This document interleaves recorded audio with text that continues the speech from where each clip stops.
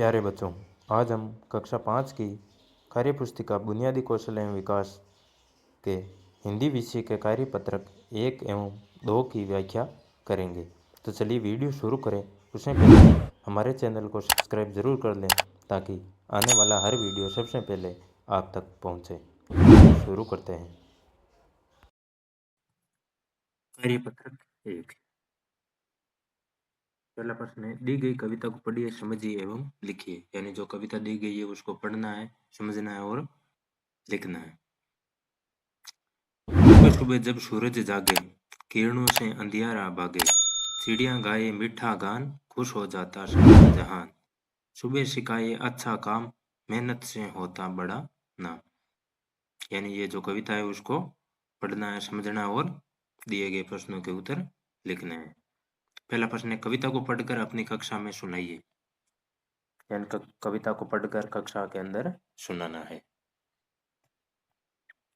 दूसरा प्रश्न है, सुबह हमें क्या संदेश सिखाती है। यानी जो सुबह होती है वो हमें क्या संदेश सिखाती है। तो इसका उत्तर होगा कि सुबह हमें अच्छा काम करने और मेहनत से अपना नाम बड़ा करने का संदेश सिखाती है। इसी तरह तीसरा प्रश्न है, यदि सूरज हमारे जीवन में नहीं होता तो क्या होता। मान लो अगर सूर्य नहीं होता तो अपने जीवन पर क्या प्रभाव पड़ता। तो इसका उत्तर होगा, यदि सूरज नहीं होता तो चारों ओर अंधेरा रहता और पृथ्वी पर जीवन संभव नहीं होता। दूसरा प्रश्न है, दिए गए शब्दों को पढ़िए वे इससे मिलते जुलते शब्द लिखिए। यानी समान तुक वाले समान शब्दों को लिखना है। जैसे कोष का दोष, शिक्षा का दीक्षा, अज्ञान का विज्ञान, भाग्यश्री का राजश्री, मित्र का चित्र, खट्टा का पट्टा। तीसरा प्रश्न है, सचित्र गद्यांश को पढ़िए व समझिए। यानी गद्यांश को पढ़ना है और समझना है। सुखो माजरी भारत का एक ऐसा गांव था जहां जंगल कट गए, कुएं बावड़ी नदियां आदि सब सूख गए। गांव की ग्राम सभा ने मिलजुल कर फैसला किया कि उन्हें सबसे पहले जंगल को बचाना है। बरसात के पानी को तालाबों में इकट्ठा करना है। इस काम में बच्चों ने भी साथ दिया। 5 वर्ष में सुखो माजरी गांव हरा भरा व खुशहाल बन गया। यानी जो सुखो माजरी गांव था वो जंगल कटने के कारण लगातार अकाल पड़ने लगे, तो वहां के लोगों ने निश्चय किया कि वापस ये गांव को हरा भरा बनाना है। चौथा प्रश्न है, सायंकाल के समय आपकी छत से आपको क्या क्या दिखाई देता है, लिखिए। यानी शाम के समय आपकी छत से है वो क्या क्या दिखाई देता है। तो इसका उत्तर होगा कि शाम के समय मेरी छत से डूबते हुए सूरज की लालिमा दिखाई देती है। आसमान में पक्षी अपने घोंसलों की ओर लौटते हुए दिखाई देते हैं।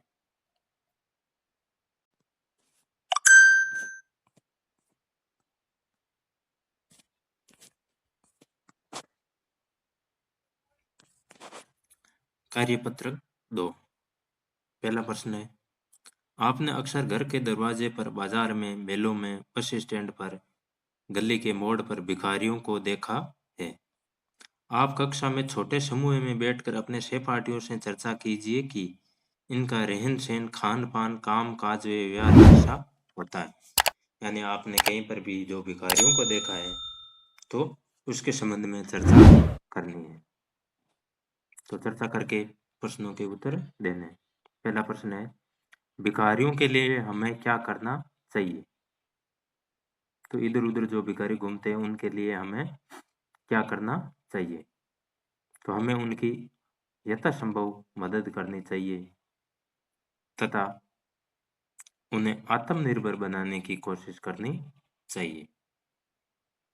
यानी भिखारियों की यथासंभव मदद करनी चाहिए तथा आत्मनिर्भर बनाने की कोशिश करनी चाहिए। दूसरा प्रश्न है, भिखारियों को देखकर आपके मन में क्या विचार आते हैं, लिखिए। यानी भिखारियों को देखकर आपके मन में क्या विचार आते हैं। तो उत्तर होगा, विचार आता है कि काश इन सब के पास भी रहने के लिए घर और करने के लिए कोई काम होता ताकि इन्हें भीख नहीं मांगनी पड़ती। यानी इन्हीं के पास भी कुछ ना कुछ होता। दूसरा प्रश्न है, आपके घर में, आपके आसपास और विद्यालय में ऐसी वस्तुओं और स्थानों के नाम लिखिए जिनमें ए, बड़ी ई, ओ, ते, उ, ए वर्ण मात्रा आई है। यानी ऐसे शब्दों को लिखना है जिनमें ए, बड़ी ई, ओ, ते, छोटा ऊ और ए की मात्रा आई हो और वर्ण आए हो। तो घर पर हमारे आसपास ऐसी कौन कौन सी वस्तुएं हैं जिनमें ये वर्ण हो। तो मेज, घड़ी, लोटा, तकिया, यानी इस तरह की वस्तुओं के नाम लिख सकते हैं। तो आसपास अपने अड़ोस पड़ोस के अंदर जैसे पेड़, गली, मोर, तालाब, और विद्यालय में कुर्सी, बोर्ड, पुस्तक, मैदान, तो इन सभी में ये वर्ण शामिल है। तीसरा प्रश्न है, वर्गफैली में खाने की चीजों के नाम छिपे हैं, उन्हें ढूंढ कर लिखिए। यानी ये जो शब्द जाल दिया गया है उसमें खाने की कई वस्तुओं के नाम है, तो उनके नाम ढूंढ कर लिखने हैं।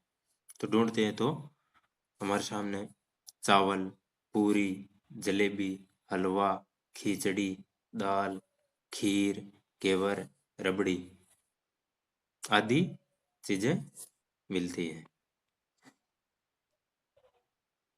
चौथा प्रश्न है, दिए गए प्रश्नों के उत्तर कार्यपत्रक एक के गद्यांश के आधार पर लिखिए। यानी कार्यपत्रक एक में जो सुको माजरी गांव वाला जो गद्यांश था उसके आधार पर इनके उत्तर देने हैं। कि गांव की ग्राम सभा ने मिलकर क्या फैसला किया। तो इसका उत्तर होगा कि ग्राम सभा ने मिलकर जंगल को बचाने का तथा उन्हें वापस हरा भरा करने का फैसला किया। दूसरा प्रश्न है, बच्चों ने किस कार्य में साथ दिया। तो बच्चों ने भी गांव वालों को जल संरक्षण और पर्यावरण के संरक्षण में साथ दिया। हम अपने गांव को जल संरक्षण में किस प्रकार खुशहाल कर सकते हैं। कि जल संरक्षण से खेती अच्छी होगी, हरियाली बढ़ेगी और पानी की कमी दूर होने से गांव खुशहाल होगा।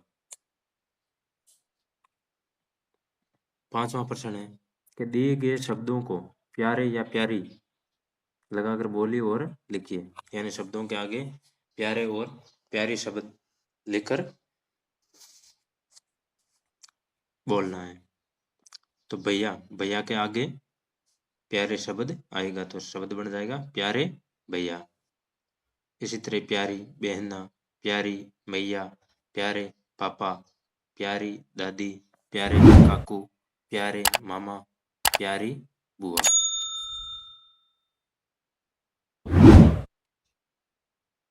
धन्यवाद।